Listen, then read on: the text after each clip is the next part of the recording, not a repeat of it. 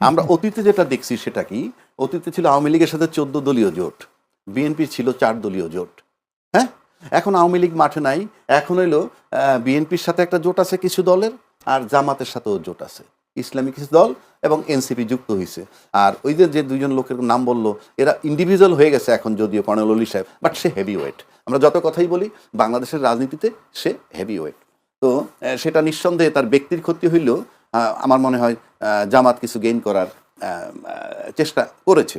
এখন যে প্রশ্নটা আপনি করছিলেন আমাকে, কি প্রশ্নটা ভুলে গেলাম। জি, প্রশ্নটা হচ্ছে বিএনপির লাভবান হলো কি? এখন আপনি আসেন, আরপিএ সংশোধন বিএনপি যদি এখন, আমি একটু আগে বলছি, ভোট যদি 60%ও সুষ্ঠু হয়, আমরা কেউ জানি না নির্বাচনটায় ফলাফল কি হবে, কারণ অনেকগুলা রেজাল্ট আপনাকে দেখাইলাম, administrative level playing field, political level, এই সব কিছু মিলাইলে, প্লাস একটা হাদি মঞ্চ হইতেছে, গল্প আমরা মুখে যতই বলি না কেন, কলেবর বৃদ্ধি হচ্ছে, আমরা এভরিডে দেখতেছি। এখন লাভ হইল কিনা, মনে করেন যে লোকটা দলকে বিলুপ্ত করে, জিনিসটা বোঝার চেষ্টা করেন, যে লোকটা দল বিলুপ্ত করে বিএনপিতে এসে ধানের শীষে নমিনেশন নিচ্ছে, এই লোকটার কোনো আইডিওলজি নাই, এই লোকটার কোনো আইডিওলজি নাই, তার মানে সে সবসময় পোল্টি দিতে পারে। মেরিটস হইল কি এইটার, সে এমপি হবে। ডিমেরিটস হইল কি, তার যে রাজনৈতিক আদর্শ সেটাকে সে বিকায় দিল, বিকায় দিয়ে কি হইতে চায়, এমপি। আর এমপি মানে একটা লাভবান পদ। কোন লাভবান পদ, আমি বারবার বলছি, কোনো ভদ্রলোক যিনি নিজের সব কিছু আছে, সে সকালে 10টায় পার্লামেন্টে ঢুকে রাত্রে 8টায় বেরোবে, কোনো বেনিফিট ছাড়া, ওই মাসিক একটা বেতন বা মাসিক যে রেমুনারেশন ওইটার উপরে ভিত্তি করে, তাহলে অ্যাটলিস্ট এই আদর্শ বিকায় দেয় না, অন্য কোনো লাভ আছে, সেটা আমি বলবে প্রমাণ কি। সেজন্য আমি আবারও বলছি, তার অন্য কোনো লাভ আছে, তাহলে তার আইডিওলজি বিকে দিয়ে যাচ্ছে। আর বিএনপি তাকে আশ্রয় দিচ্ছে কেন? ওকে আশ্রয় দেওয়ার পর এমনও হতে পারে যে ওই কালকে সকাল থেকে শুনবেন যে এই জামাতকেও গালি দিবে, এনসিপিরে গালি দিবে। আপনি যদি মনে করে দেখতে পারেন, হাসানুল্লাহ কিনুরে যখন প্রথম এমপি বানানোর পর মন্ত্রী বানাইলো, সে 5টা বছর টানা ঘুমের থেকে উঠে আবার বিছানায় যাওয়ার পূর্ব পর্যন্ত যেখানেই যাইতো বেগম খালেদা জিয়াকে গালি দিত। আপনাদের মনে আছে কিনা, আশা করি সাইফুল ভাই মনে আছে। ঠিক পরবর্তী টার্মে যখন এমপি বানায়, তাকে আর মন্ত্রী বানায় নাই, ওই টার্মে সে আর গালাগালি করে নাই। তো আশা করি যে সমস্ত লোকগুলাকে ওইভাবে নিছে, তারা এমপি হইতে পারলেই গালাগালি শুরু করবে, যাকে বলবে তাকে। এইবার আসেন, সে পাশ করবে কেন? সে যে বিএনপির মনোনয়ন নিয়ে সেই ধানের শীষ নিলেই পাশ করবে, কেন পাশ করবে? সে তো ওখানে পপুলার না, সে তো বিএনপির লোক না, অথচ বিএনপিকে বলা হচ্ছে তুমি ভোট দাও, কারণ মার্কায় ভোট দেয়, সে পাশ করে আসবে। তর্কের খাতিরে বললাম। আর যিনি বিএনপির মার্কা নিয়ে না নিজ দলের থেকে করবেন, তিনি যদি পাশ করে আসেন, এই যে দুই পাশ যখন কইরা আসবে, অর্থাৎ আপনার নির্বাচনী ইলেকশন ইঞ্জিনিয়ারিং ছাড়া এই যারা জোটভুক্ত বা জোটভুক্ত হইয়া প্রতীক নিয়ে নির্বাচন করবে ধানের শীষের, আবার জোটভুক্ত হইয়া নিজ দলে করবে, এদেরকে পাশ করে আনতে হইলেই ইলেকশন ইঞ্জিনিয়ারিং লাগবে। 5 আগস্টের অভ্যুত্থানের পরও ইলেকশন ইঞ্জিনিয়ারিং কথা বলছেন আমি বলছি তো, ইলেকশন ইঞ্জিনিয়ারিং ছাড়া যদি তারা পাশ করে, তাহলে তাদের কোনো দলে যুক্ত হওয়ার কথা না। আমি কি বুঝাইতে পারছি? আপনি যদি পাশই করবেন, তাহলে তো অন্য দলে গিয়ে তার প্রতীক নেওয়ারও প্রয়োজন নাই, কিংবা এই দলের জোটভুক্ত হইয়া এদের ভোট নিয়ে আমি চাওয়াচাই করবো কেন? এরা পাশ করার মানি, এরা যদি পাশ করে আসে সবাই, তাহলে আপনি ধরে নিতে পারেন যে নির্বাচনে ইঞ্জিনিয়ারিং হবে। আমরা হয়তো এটা চাই না ইলেকশন ইঞ্জিনিয়ার হোক, এরকম হয়তো দেশের মানুষও চায় না। দেশের মানুষ চায় একটি সুন্দর নির্বাচন, অবাধ। নতুন বাংলাদেশ গড়ার স্বপ্নে সেই নতুন বাংলাদেশটা কি, এটা কিন্তু প্রত্যেকের কাছে একটা ভেগ টার্ম। বাট আমরা যেটা দেখেছি, জুলাই অভ্যুত্থানে যাকে সরানো হইল, তারপরে জুলাই হত্যার মানে জুলাই অভ্যুত্থানের পক্ষে আন্দোলন করতে সবাই আমরা দাবি করি, এটা নিয়ে আর বিতর্ক করে লাভ নাই। কিন্তু পরবর্তীকালে আমরা অ্যাকশনে দেখছি কে কতটা ধারণ করেন। কারণ জুলাই আন্দোলনের পরে এই ছাত্রদেরকে বা এই এনসিপি বলেন, ইভেন ইনকলাব মঞ্চ বলেন, এটা কিন্তু সব রাজনৈতিক দলের কাছে একটা জনপ্রিয় বিষয় হওয়া উচিত ছিল। কিন্তু আমরা কি সেটা পাইছি? কারণ যে রাজনীতিবিদরা এখন মাঠে খুব অ্যাক্টিভ, তারাও তো নির্যাতিত ছিলেন 15-16 বৎসর। তো 15-16 বৎসর নির্যাতিত তাকে যখন সরানো হইল, তাকে যারাই সরাক, সে তো সবার প্রিয় পাত্র হওয়ার কথা ছিল। কিন্তু সে কি আদৌ প্রিয় পাত্র হইছে? যদি প্রিয় পাত্র সে না হয়ে থাকে, তখন এটা তো ইমপ্লয়েড, যদি বলেন অলিখিতভাবে মনে হচ্ছে তাদের অ্যাকশনটার সুবিধা আমরা নিব, কিন্তু অ্যাকশনটা যে কারণে করলো সেদিকে আমরা যাব না। সেদিকে যদি যাইতই, তাহলে জুলাই সনদের আইনি ভিত্তি নিয়ে আমাদের এত বাকবিতণ্ডা কেন? সবাই তো ওই জায়গাটা ঐক্যমত্য হওয়ার কথা। আর জুলাই সনদের আইনি ভিত্তি হলে বাংলাদেশের আভ্যন্তরীণ বিষয় টোটালটা, পৃথিবীর সাথে তো এটার কোনো সম্পর্কের ক্ষতি হবে না, সেটাও আমরা মানতে পারলাম না কেন? তারপরে কেন নতুন ন্যারেটিভ তৈরি করা হইলো এই যে 71-কে কেউ মানে না, এই নতুন বন্ধ কে বলছে? বাংলাদেশের সবচেয়ে যে বাংলাদেশের একদম 100 ভাগ স্বাধীনতা বিরোধী একটা লোককে যদি আপনি খুঁজে বের করেন এবং তাকে যদি বলা হয় তুমি বাংলাদেশের ইতিহাসটা লেখো জুলাই 24 পর্যন্ত, তার কি কোনো সাধ্য আছে 71-কে বাদ দিবে? আপনি বাংলাদেশ পাইলেন কোথায়? লিখতেই হবে। It's a new narrative, unnecessary, এবং এস্টাবলিশ করতে চাইছে কোনটা? যারা বিতাড়িত করে দিলাম মনে হয় যে উনি চলে গেছেন বিধায় বাংলাদেশের স্বাধীনতা চলে গেছে, এরকম। নো, এটা তামাশা না। 71-এর মুক্তিযুদ্ধ সাইফুল ভাইরা করছেন, বঙ্গবন্ধু নেতৃত্ব দিচ্ছেন, জিয়া রহমান সাহেব মাঠে কাজ করছেন। তার মানে কি? ওটা আপনার ব্যক্তিগত সম্পত্তি না, এটা রাষ্ট্রের সম্পত্তি। আপনাকে তারাই দিলে ওটা যাবে না। তাহলে বঙ্গবন্ধু মারা যাওয়ার পর কিন্তু স্বাধীনতা চলে যেত, জিয়া রহমান সাহেব মারা যাওয়ার পর স্বাধীনতা চলে যেত। It is not your property. কিন্তু একটা বয়ান তৈরি করা হয়েছে কিরকম যে আওয়ামী লীগ চলে গেছে, মানে মনে হয় যে ভাবটা এরকম 71 চলে গেছে। না, আপনি 71-এর পর যে ভূখণ্ডটা আমরা পেয়েছি সেটাকে আপনি পৈতৃক সম্পত্তি হিসেবে লুটতরাজ করে, মানে একক ছত্র আধিপত্য খাটাইতে চাইছেন। সেখান থেকে তাড়াইয়া দেওয়া হয়েছে, এবং সেখান থেকে তাড়াই দেওয়ার পর আজকে সাইফুল ভাইরাও কিন্তু সুন্দরভাবে কথা বলছেন। গল্প যতই করুন তার বিরুদ্ধে কথা বলা যায় নাই। আজকে আয়নাগর নিয়ে কথা হচ্ছে, অনেক কিছু কথা হচ্ছে। তো সেই কারণে আমি বলবো, এই যে নতুন বাংলাদেশের কথা বলছেন, এই নতুন বাংলাদেশ বানাইতে গেলে তো এই এনসিপির গুরুত্ব খুব বেশি দেওয়া উচিত ছিল। কিন্তু কই, ফ্রম ডে ওয়ান তাদেরকে আমরা নাবালক বলি, এটা বলি। আদৌ কি তারা পার্টি হিসেবে কি অ্যাকসেপ্ট করছেন? আপনি তো গণতন্ত্র এখানেই শেষ করে দিচ্ছেন। গণতন্ত্র তো আপনি দলকে, ও দল জিতুক বা না জিতুক, তাকে অ্যাকোমোডেট করবেন। এটা কোন গণতন্ত্র যে এই বন্দোবস্তের পর দল ছেড়ে আরেক দলে যোগ দিচ্ছে? তার দলের নিবন্ধন নেওয়ার জন্য কত কষ্ট, কত ফাইট, এখনো বহুত অ্যাপ্লিকেশন পড়ে আছে। কিন্তু আপনি শুধু এমপি হবেন, সিম্পল এমপি। এবং যিনি এমপি হতে চান, যারা হতে চান দলকে বিলুপ্ত করে, তাদের প্রত্যেকে কিন্তু মিডিয়ায় তাদের ফেস পরিচিত, এমন কেউ নাই তাদেরকে চেনে না। তাহলে আপনি এমপি হয়ে বাড়তি কি নিবেন? বাংলাদেশে তো 300 এমপির মধ্যে 200-250 এমপিকে সাধারণ মানুষ চেনে না, যারা ফেসে নাই এরকম মানুষ চেনে না। এক পার্লামেন্টের মেম্বাররা চেনে যে এ এমপি, আপনি চেনেন? আপনিও চেনেন না। তা আপনি যদি মনে করেন আপনার পরিচিতি, পপুলারিটি বা গ্রহণযোগ্যতা রাস্তায় গেলে সালাম আদাব পাবেন, সেটা তো মিডিয়াই অনেক। সাইফুল ভাই এমপি না হইলেও কিন্তু সালাম আদাব পায়, আমি এমপি না হইলে সালাম আদাব পাই। তাহলে আপনি এমপি হতে চাচ্ছেন কেন? দলটাকে বিসর্জন দিয়া। টু সাম এক্সটেন্ট তো তার আমি সেলুট জানাই যে উনি ওনার দলটাকে বিলুপ্ত করে নাই। যারা বিলুপ্ত করে গেছে তাদের অবস্থাটা কি? একটু এমপি হবেন, তাদের টাকার অভাব নাই, প্রতিপত্তির অভাব নাই, নাম ডাক সব আছে, আপনি এমপি হবেন। তাহলে উদ্দেশ্যটা কি? আপনি যে আপনার দলটাকে বিলুপ্ত করে এমপি হতে চাচ্ছেন, কারণটা কি? এখন আসেন, আপনি নতুন বাংলাদেশ কিভাবে করবেন? নতুন বাংলাদেশ করতে হইলে আপনি কি সেই যে যাদেরকে তারাই দিলাম তাদের কি, আমি কিন্তু কোনো দলের না, আমি আলোচনা করতেছি। তো আজকে জুলাই চেতনার যারা এই ছাত্র সমাজ, যারা কি বলে এনসিপি করলো, হাদি মঞ্চ করলো, আবার দেখেন তা এদেরকে তো কেউ লুফে নেয় নাই। এরা কিন্তু দাঁড়ে দাঁড়ে ঘুরতেছে, বড় দল তাদেরকে রিজেক্ট করতেছে, আবার জামাতের সাথে গিয়ে মার্চ করতেছে। আবার কেউ কেউ বলে জামাতের সাথে মেশার পর তারা রাজাকার হয়ে গেছে। কিভাবে? আমি এই প্রসঙ্গটা নিয়ে আসবো, যেহেতু আমার এখানে আলোচনা আছে। আমি একটু সাইফুল ভাইয়ের থেকে একটু ঘুরে আসি, বিষয়টা নিয়ে আসবো আপনার কাছে। জনাব সাইফুল হক ভাই, আপনি আপনার দলের প্রতীক নিয়ে আপনি লড়বেন, সেটা আপনি বলে দিয়েছেন, কোদাল প্রতীক নিয়ে। আমার যে প্রশ্ন, সে প্রশ্নটা হলো, আপনি যে বিএনপির সমর্থন নিয়ে প্রার্থী হচ্ছেন, আপনার ওখানেও বিদ্রোহী প্রার্থী হননি, যদিও তিনি আশা ছিলেন, প্রত্যাশা করেছিলেন সাইফুল আলম নীরব, তিনি মনোনয়নপত্র সম্ভবত জমা দেননি, মনে হয় সম্ভবত যতটুক, তিনিও আশায় বসে আছেন। এবং অন্যান্য জায়গাগুলো আমি যদি একটু এক্সাম্পল দিই, ব্রাহ্মণবাড়িয়ার 6টি আসনে বিএনপির 24 জন স্বতন্ত্র প্রার্থী তারা মনোনয়ন নিয়েছেন, জমা দিয়েছেন। একই আসনে 6টি আসনে, ব্রাহ্মণবাড়িয়ার 6টি আসনে, এর মধ্যে আবার রুমিন ফারহানার আসনটাও আছে। রুমিন ফারহানাও মনোনয়নপত্র জমা দিয়েছেন, কিন্তু দলের পক্ষ থেকে একজনকে সমর্থন দিয়েছেন, কিন্তু দলের সমর্থন না মেনে তারা নিজেরা স্বতন্ত্র প্রার্থী হচ্ছেন। আপনি কি আশা করছেন, যদি আপনি কোদাল মার্কা নিয়ে দাঁড়ান, ধানের শীষ যদি না নেন, বিএনপির পক্ষ থেকে, নেতাকর্মীদের পক্ষ থেকে কি ধরনের সহায়তা পাবেন বলে আশা করছেন? আপনাকে ধন্যবাদ। আমি তার আগে রাজ্জাকি ভাই একটা প্রসঙ্গ বললেন, আমি ওনার কথা সূত্র ধরে একটু যোগ করি।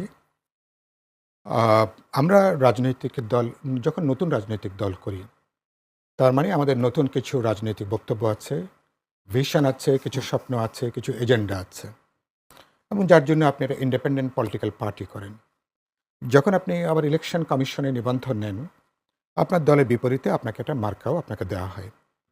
ইলেকশনের সময় এবারে আগেও হয়েছে, এবার একটু বেশি হয়েছে, এবার যেহেতু আরপিওর একটা বিধান আছে, নিবন্ধিত দলগুলোকে নিজস্ব প্রতীকে নির্বাচন নির্বাচন করতে হবে। করতে হবে। আগে এরকম একটা ওয়াটার টাইট কোনো ছিল না। কোনো সিদ্ধান্তের জায়গাটা এরকম ছিল না। এটা একটা কম্পালশন কারো কারো তৈরি হয়েছে। তো বোঝা যায় দল তার ইডিওলজি, ইন্ডিপেন্ডেন্ট আইডেন্টিটি অথবা তার ভিশন, সেটার চেয়ে মুখ্যটা হচ্ছে যে আপনার পার্লামেন্টে যাওয়া বা এমপি হওয়া অথবা ভবিষ্যতে সুযোগ হলে মন্ত্রিত্ব হওয়া। এইটা রাজনীতির জন্য খুব ভালো বার্তা দিচ্ছে না। এটা তাহলে মানুষের কাছে মনস্তাত্ত্বিক মানুষ ধরে নেয়, তাহলে আপনার আচ্ছা, তাহলে বোঝা গেল আপনার লক্ষ্যটা হচ্ছে যে কোনোভাবে এমপি হওয়া, পারলে ক্ষমতার অংশীদার হয়ে মন্ত্রী হওয়া। এবং এখানে রাজনীতি আজকাল জনপ্রতিনিধিত্ব দ্রুত অর্থবিত্ত গড়ে তোলার একটা হাতিয়ার, একটা মাধ্যমে পরিণত হয়েছে। এবং আমি প্রায় বলি, এবং আমি তো জানেন আমি কথা বলেছি বহু জায়গায়, অনেকের কাছে নির্বাচন একটা ব্যবসায় পর্যবেসিত হয়েছে। অন্য কোনো ব্যবসা এত দ্রুত এত গাড়ি বাড়ি মুনাফা মালিক করা হবেন। সম্ভব না। জি। অনেকে নির্বাচন করে এখন বিনিয়োগ করেন। 25 লাখ টাকার উপরে খরচ করার কথা না, কেউ হয়তো 25 কোটি খরচ করবেন। মানে বুঝে নেন যে আগামী 5 বছর এটাতে 500 কোটি টাকা রিটার্ন আসবে, বা কপাল ভালো হলে কেউ কেউ 5,000 কোটি টাকাও। বাংলাদেশে তো এখন তো দেখি যে শত কোটি, হাজার কোটি টাকার কমে কোনো আলোচনাই নাই অনেকের কাছে। রাজনীতিটা এই পর্যায়ে আজকে নিয়ে গেছে। এটা দুর্ভাগ্যের জায়গাটা। এই অসুস্থতার জায়গাটা যদি পরিবর্তন করা না যায়, এত বড় জাগরণ, জুলাই গণজাগরণ, গণঅভ্যুত্থান, রাজনৈতিক দিক থেকে রাজনীতিকদের চিন্তা চেতনা মনস্তাত্ত্বিকভাবে বড় কোনো পরিবর্তন বাস্তবে ঘটাতে পারেনি। এটা উদ্বেগের, এটা আশঙ্কার, এটা দুশ্চিন্তার ভবিষ্যতের জন্য। বাইরে কিছু কথাবার্তা আছে রিফর্ম নিয়ে, আমরা জুলাই সনদ স্বাক্ষর করেছি। আগামী ভোটের দিন আমরা গণভোট হবে, গণভোট হাসসূচক হলে পরবর্তী পার্লামেন্ট 180 দিনের জন্য একটা কনস্টিটিউশন পাওয়ার নিয়ে পার্লামেন্ট গঠিত হবে। This are the issues. জি। সেটা একটা বিষয়। দ্বিতীয় আরেকটা দ্বিতীয় যেটা আপনি করলেন, প্রশ্নটা, জি। হ্যাঁ, আমি সেদিক থেকে আশাবাদী। প্রথমত আপনাকে তো কোনো না কোনো জায়গা থেকে তো আপনাকে শুরু করতে হবে। কোদাল মার্কা আমরা 2008 সালে পার্টি নিবন্ধনের পর আমরা কোদাল মার্কা নির্বাচন করেছি। 2018 সালে আমাদের কোদাল মার্কা, আমাদের বাম প্রগতিশীল 5-6টা দল আমাদের মার্কা নিয়ে নির্বাচন করেছিলেন। ঢাকা 12 যে আসনে আমি আজকে মনোনয়নপত্র জমা দিয়েছি, বিপ্লবী ওয়ার্কার্স পার্টি বা গণতন্ত্র মঞ্চের প্রার্থী হিসেবে, বিএনপি এবং যুগপৎ শরীফদের সমর্থিত প্রার্থী হিসেবে। তো সে জায়গা থেকে 2018 সালে জোনায়েদ সাকি এই আসনে তৎকালীন স্বরাষ্ট্রমন্ত্রী আসাদুজ্জামান কামালের বিরুদ্ধে তিনি আমাদের মার্কা, এই কোদাল মার্কা নিয়ে নির্বাচনে অংশ নিয়েছিলেন। কোদাল একটা ইতিমধ্যে একটা জনপ্রিয় মার্কা হয়েছে, এবং আমি মনে করি ইতিমধ্যে আমি 24 তারিখে বিএনপি দিক থেকে আনুষ্ঠানিকভাবে তাদের সমর্থন ব্যক্ত করবার পরে বিএনপির নেতাকর্মীদের বিপুল যে উচ্ছ্বাস, এটা আমাকে মুগ্ধ করেছে একেবারে তৃণমূল পর্যায় পর্যন্ত। তো এবং গত 4-5 দিনে 1000-1200 নেতা কর্মী সংগঠক তাদের আসলে আমি বিশ্বাস করি যে তারা এবার, আমি বিএনপিকে বলেছি যে আপনারা এবার বলবেন যে যেহেতু আমরা যুগপথের, কারণ আমরা বিএনপির সঙ্গে গেছি কেন, 31 দফার যাত্রা যেটা আমরা শুরু করেছি, আমরা একটা রিফর্মের এজেন্ডা আমাদের সামনে আছে, পুরোনো জমানায় কেউ ফিরতে চায় না। আমরা বলেছি কমপক্ষে একটা ডেমোক্রেটিক ট্রানজিশনের একটা সার্টেন ফেজ পর্যন্ত এই যাত্রাটাকে আমরা কিন্তু অব্যাহত রাখতে চাই। সেটা কেবলমাত্র যে কোনোভাবে পার্লামেন্টে এমপি হওয়া, মন্ত্রী হওয়া এই কারণের জন্য না।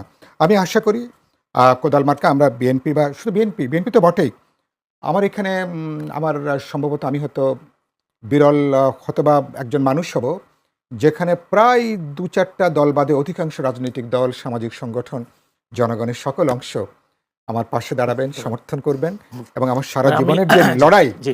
মানুষ এটাকে মর্যাদা দেবেন, এবং আমি তাদের প্রতি আমার দায়বদ্ধতা আছে, অঙ্গীকারবদ্ধ আছে। এটা নিয়ে নিশ্চয়ই ভবিষ্যতে আমরা ধন্যবাদ। প্রোগ্রামে আমরা আলোচনা করব। এটা হয়তো আমরাও আশা করি আপনি সফল হবেন। কি ব্রাহ্মণবাড়িয়ার মতো কিংবা চাঁদপুরে যে ফরিদগঞ্জ 4 আসনে আমরা দেখেছি অনেক স্বতন্ত্র প্রার্থী ইতিমধ্যে মনোনয়ন জমা দিয়েছেন বিএনপির। আপনার এখানে এমন কোন এখানে হয়তো হতে পারে, কিন্তু শেষ আমি আশা করি শেষ পর্যন্ত দলের সিদ্ধান্তটাই সবাই গ্রহণ করলে ভালো, এবং সে জায়গাটা যাবে না। ধন্যবাদ। 25 ডিসেম্বর যখন বিএনপির ভারপ্রাপ্ত চেয়ারম্যান তারেক রহমান বাংলাদেশে আসেন, বেশ ঐতিহাসিক একটি সংবর্ধনা আমরা দেখেছি, বেশ আলোচনা জন্ম দিয়েছে, সারা দেশের মানুষের মুখে মুখে সেই আলোচনা। এর কয়েকদিন পর অর্থাৎ গতকাল একটি বিষয় বেশ আলোচিত হয়েছে, সেটি হচ্ছে গণঅভ্যুত্থানে নেতৃত্ব দেওয়া যে যুবকদের দিয়ে গড়া সংগঠন এনসিপি, তারা জামায়াতের সাথে যোগ দিয়েছেন আসন সমঝোতার কথা বলে বা নির্বাচনে জোট করতে গেছেন। এই বিষয়টা হঠাৎ করে আসার পর সারা বাংলাদেশে একটু মানে আলোচনার কেন্দ্রবিন্দু হয়ে পড়েছে। এনসিপি জামায়াতে কেন যোগ দিল? আমার প্রশ্ন একটা, এই জামায়াতে যোগ দিলে ওদের লাভও কি বা ক্ষতি কি হতে পারে? আচ্ছা, এই প্রশ্নটা একটু পরে আসি। জি। তার আগে সাইফুল ভাই যে কথা বলছেন সেটা লেভেল প্লেইং ফিল্ড নিয়ে কথা হয়েছে। পলিটিক্যাল মাঠটা এখন কেমন? 4টা প্রবলেম মাঠে হচ্ছে। 4টা প্রবলেম কি আমি বড় দলের বলবো, কারণ বড় দল মানে আমি দলের নাম বলার কোনো প্রয়োজন নাই। সম্ভাব্য কারা ক্ষমতায় যাবে নির্বাচন হলে এরা একটা গুঞ্জন আছে, কিন্তু রাজনৈতিক মাঠটা যেভাবে আছে তাতে কিন্তু একদম সুষ্ঠু নির্বাচন না 60% সুষ্ঠু হইলেও কিন্তু বলা যাবে না কে নির্বাচনে জয়ী হবে। এটা গেল একটা দিক। দ্বিতীয় দিক আসেন, তারেক রহমান সাহেব নেমে কিন্তু একটা কথা বলছেন, আই হ্যাভ এ প্ল্যান। সেই প্ল্যান উনি ডিসক্লোজ করেননি। সেটা যখন করবেন আমরা হয়তো জানতে পারবো, এবং সেটা তাকে নির্বাচনের আগেই ডিসক্লোজ করতে হবে আমি মনে করি।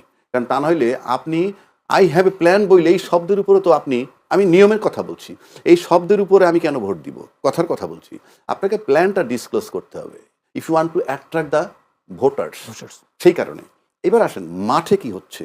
নাম্বার 1, বড় দলের ট্রাবল, মনোনয়ন পুনর্বহাল নিয়ে আন্দোলন।